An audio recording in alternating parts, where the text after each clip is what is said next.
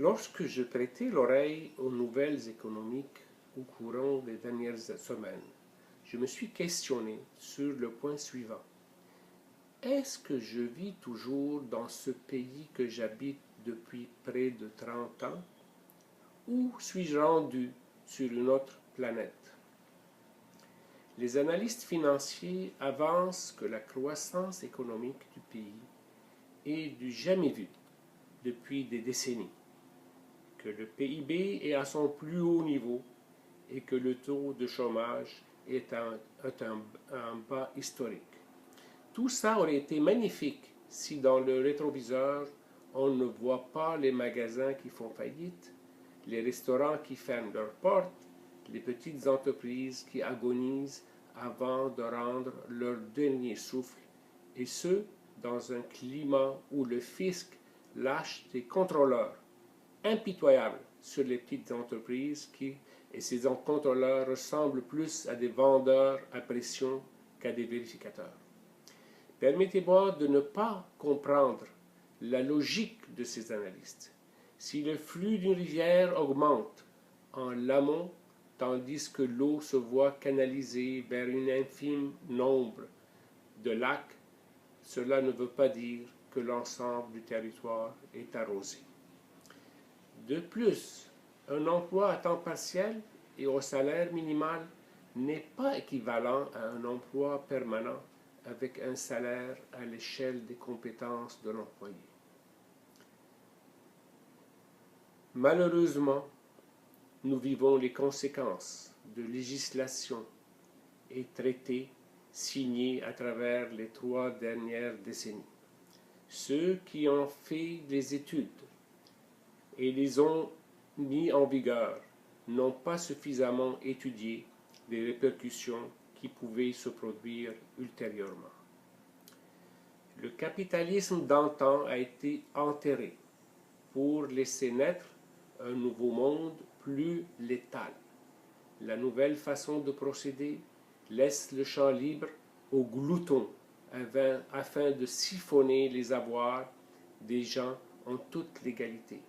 Protégés par la loi, ils sont bien plus habiles à vider les poches du monde que ne l'étaient les hors-la-loi dans le temps.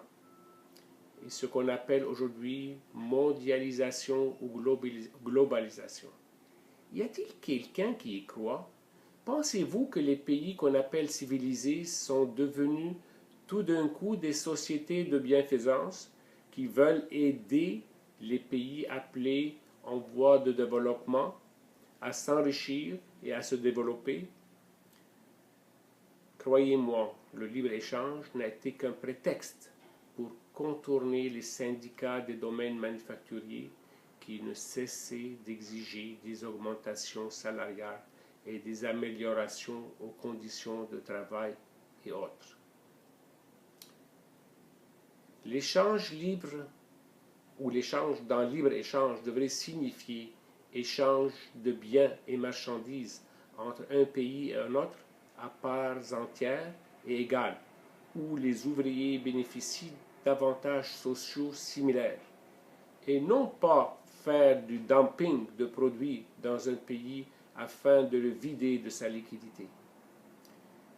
Les conséquences de ce stratagème sont les suivantes. Pour le pays acquérant les biens, 1. Amener les fabricants ou producteurs vers la faillite. 2. Vider la liquidité d'un pays. 3. Transformer le pays producteur à pays consommateur. Et 4. Perdre les emplois. Pour le pays producteur, devenir un pays fabricant ou producteur, ça c'est numéro 1. 2. Permettre aux géants de construire des usines profitant des bas coûts de la main-d'œuvre. 3. Établir des paradis fiscaux. Et 4. Créer une minorité d'archimillionnaires. En conclusion, il est malheureux de constater qu'aucun parti politique gouvernant ou en opposition ne possède une vision en mesure de redresser la situation et ramener le pays à la prospérité. Hélas, les négociants internationaux agissant au nom de notre gouvernement sont directement responsables, du moins en partie, de la détérioration de la classe moyenne et de l'anéantissement des petites et moyennes entreprises.